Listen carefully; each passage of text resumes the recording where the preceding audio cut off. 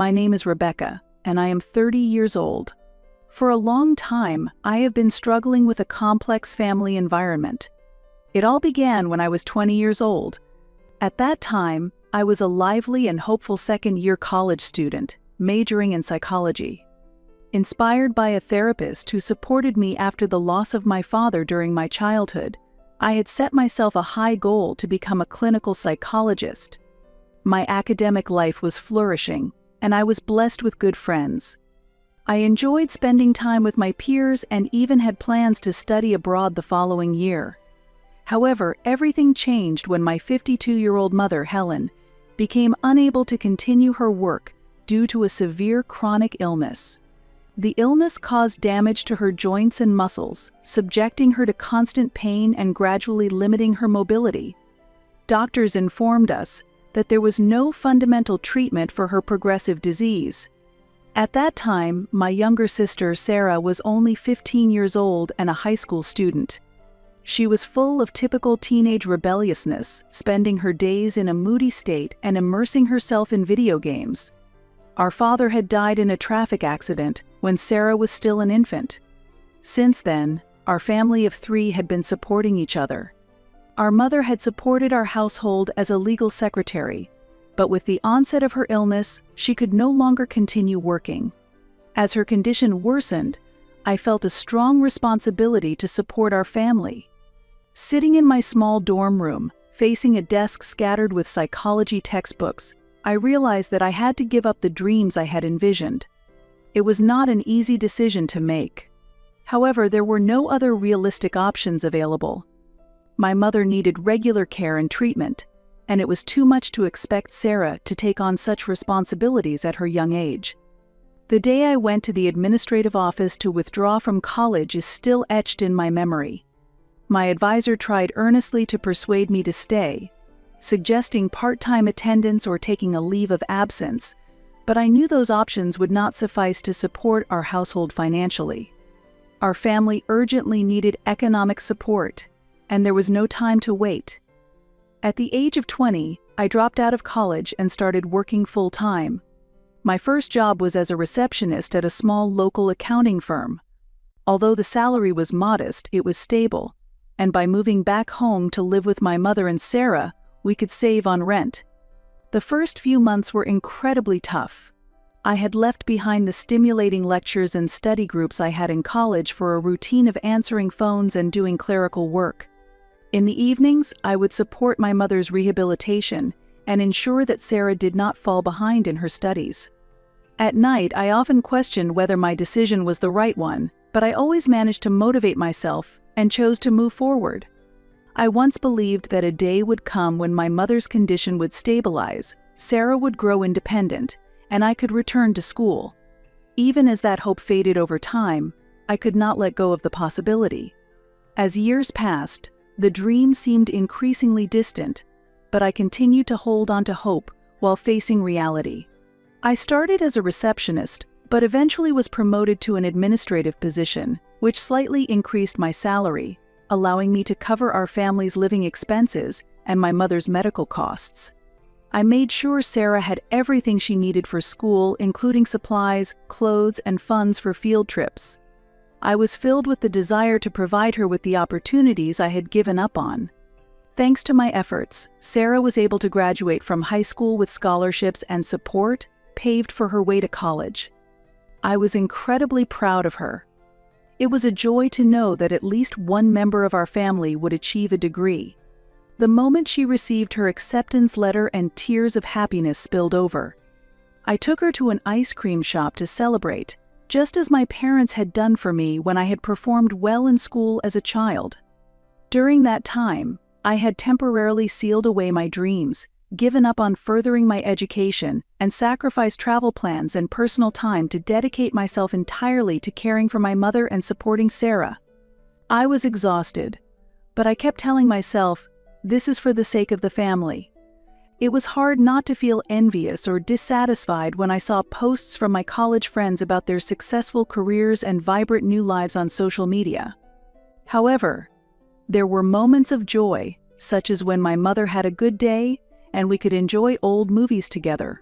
or when Sarah called from college, happily sharing her good grades and stories of new friends.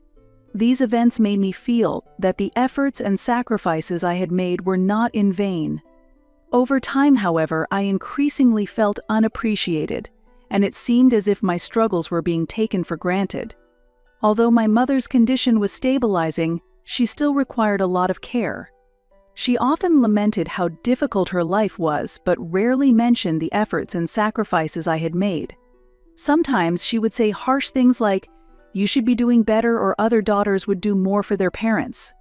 These words hurt, but I pretended not to care. Meanwhile, Sarah's attitude changed significantly after she started college life. Initially, she would call weekly, excitedly talking about her classes and campus events.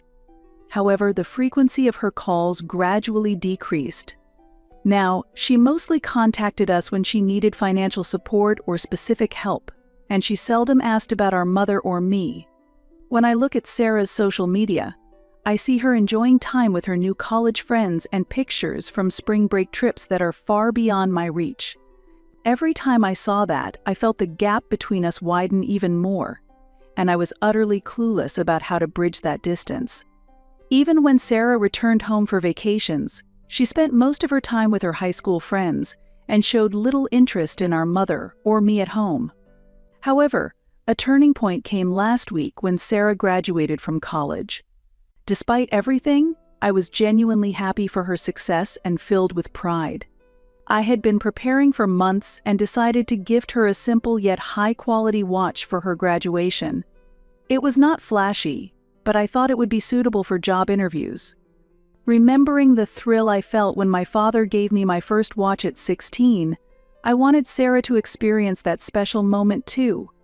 The graduation ceremony was emotional, and I was moved to tears as Sarah walked across the stage to receive her diploma.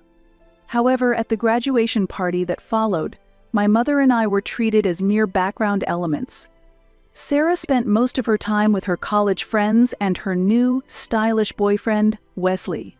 Wesley's cold glances made us feel like unwelcome intruders. When I approached Sarah to give her the gift, she dismissed me, saying she was too busy. I stood there, holding the present, feeling incredibly awkward and saddened. Holding back tears, I quietly sat in a corner of the party. That's when I overheard Sarah talking with Wesley. She was telling a group of friends how embarrassed she was by her family and how eager she was to move out and start a new job.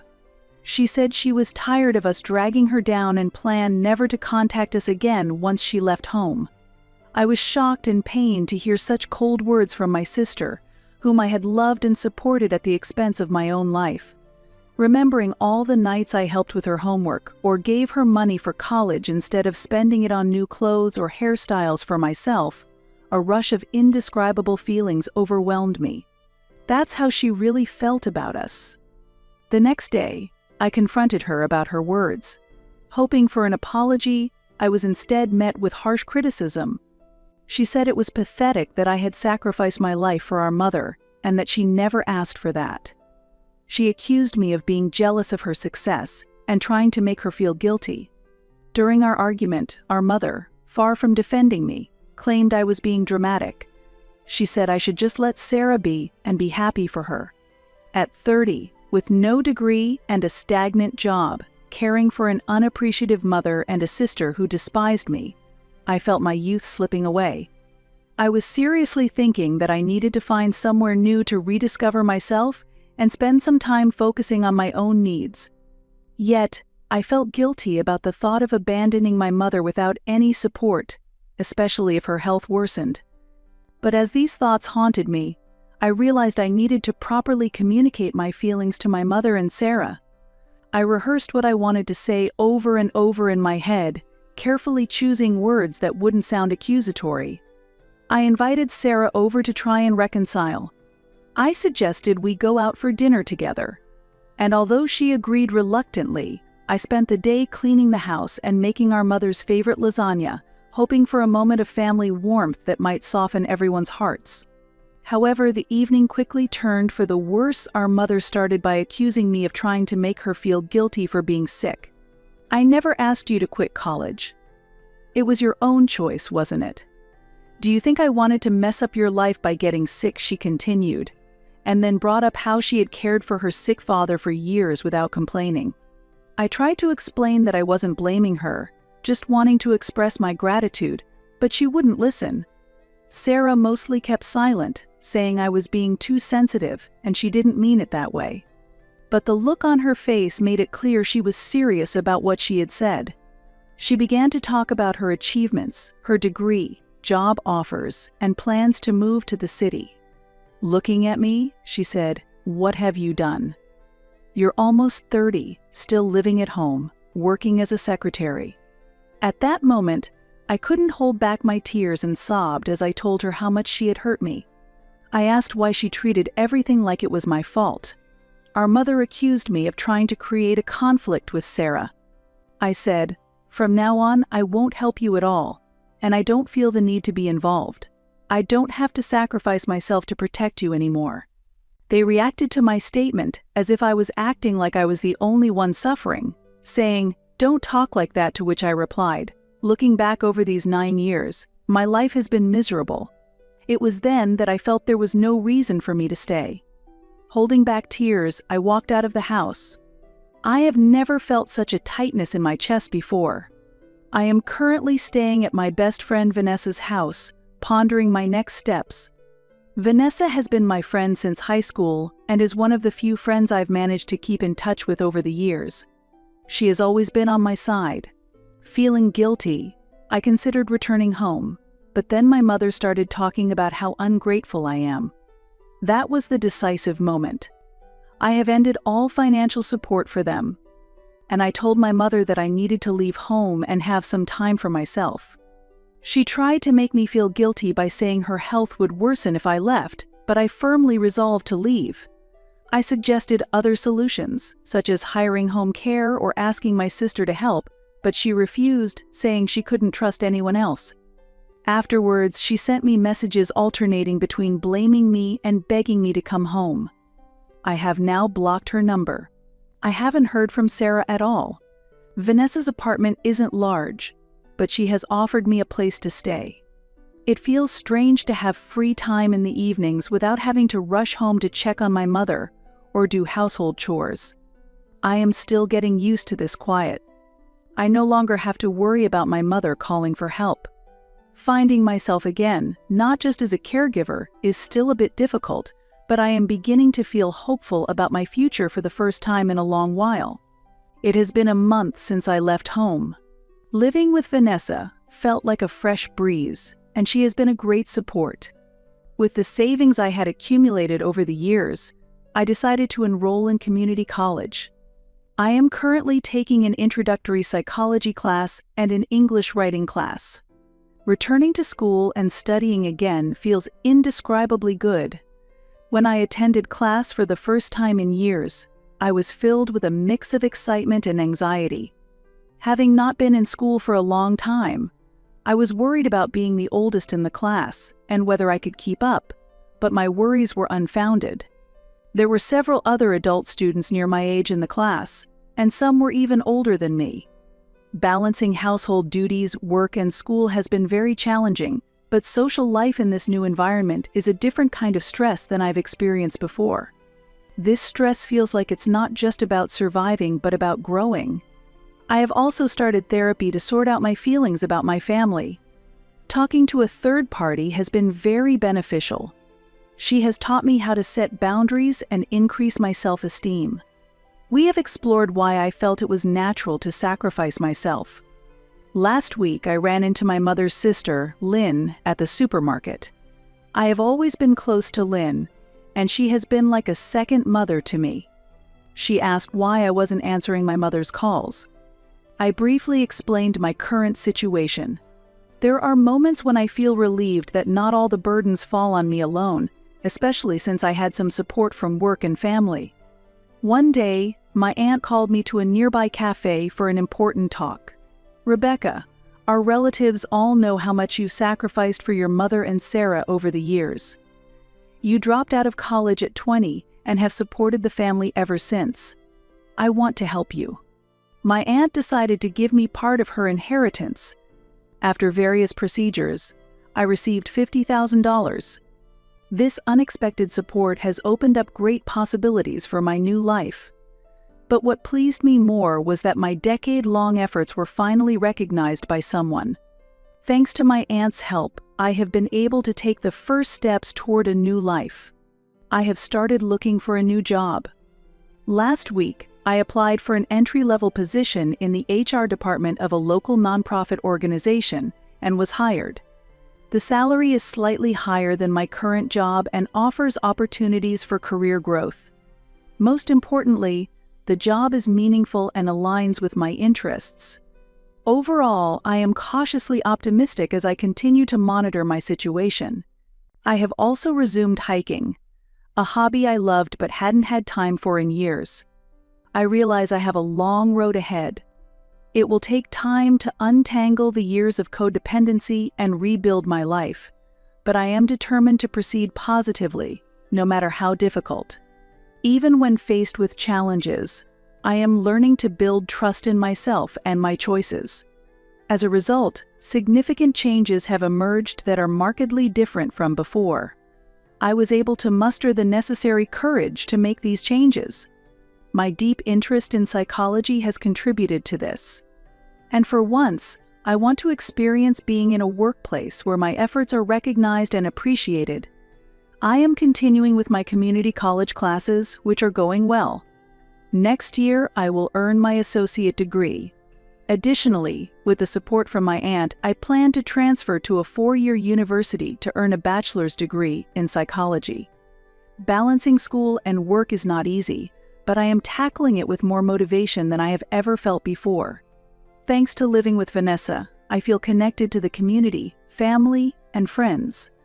There are tough times, but I try not to dwell on them too much. With the help of my therapist, I am learning how to face these emotions and maintain proper boundaries.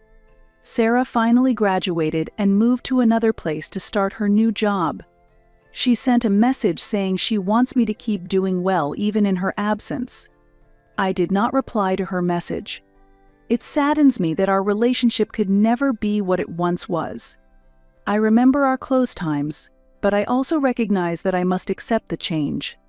I hoped there would be an opportunity for us to talk in the future, but that surprisingly came sooner than expected. Before my sister moved out, we met up one more time. Upon arriving, I immediately considered leaving the room but ultimately decided to stay and listen to their side of the story. At first, it was quite tense, and the atmosphere was uncomfortable.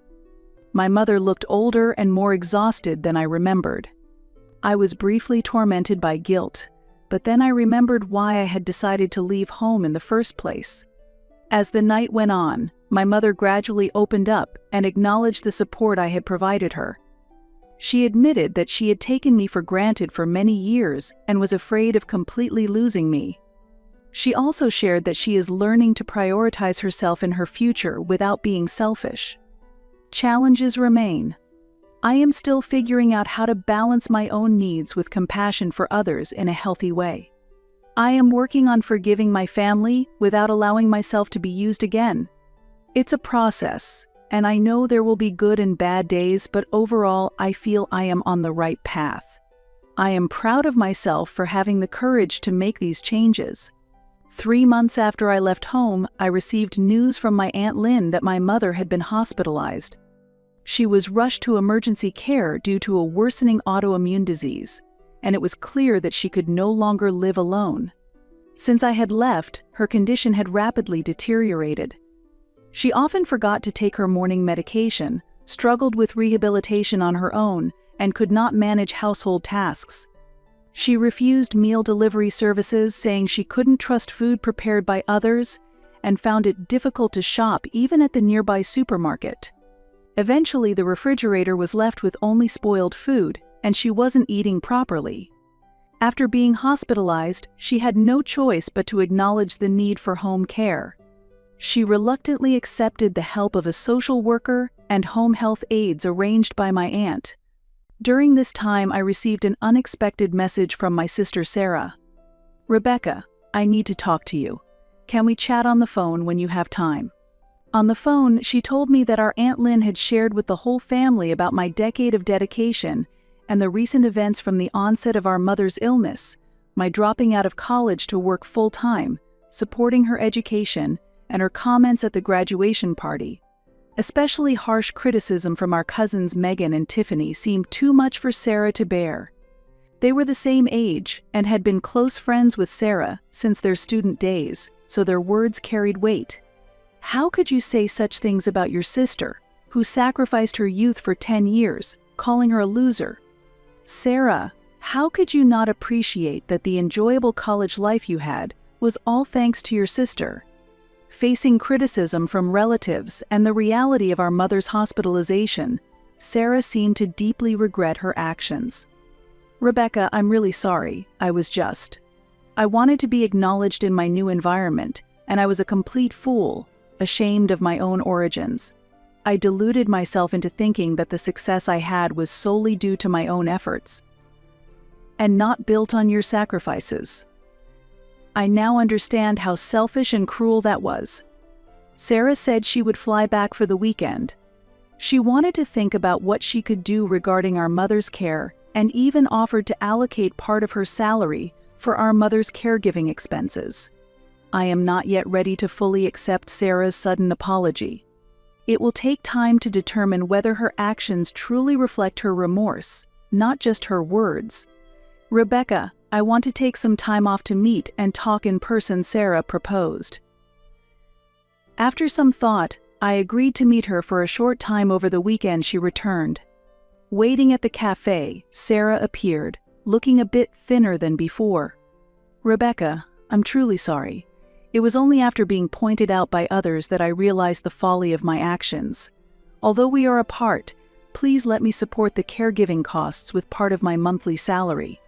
Also, I'll use my long vacations to visit a few times a year to check on Mom. And I'll also keep in regular contact with her online. I didn't sense any deceit in Sarah's words, but based on past experiences, I couldn't immediately trust her. Would the promised financial support and regular contact truly continue? I plan to observe over time. As for our mother's condition, I occasionally receive updates through Aunt Lynn. Initially confused, she has gradually adapted to the caregiving service, and her relationship with the helpers is reportedly good. I'm not yet ready to meet her in person, but hearing that her life is getting back on track gives me some peace of mind. Aunt Lynn's actions have indeed sparked necessary changes in our family. However, only time will prove whether these changes are genuine. For now, I'm focusing on my studies and work, keeping a watchful eye from a distance to see if each family member fulfills their responsibilities. I have decided to walk my own path in life. While prioritizing my own happiness, I seek to find a proper balance with my family.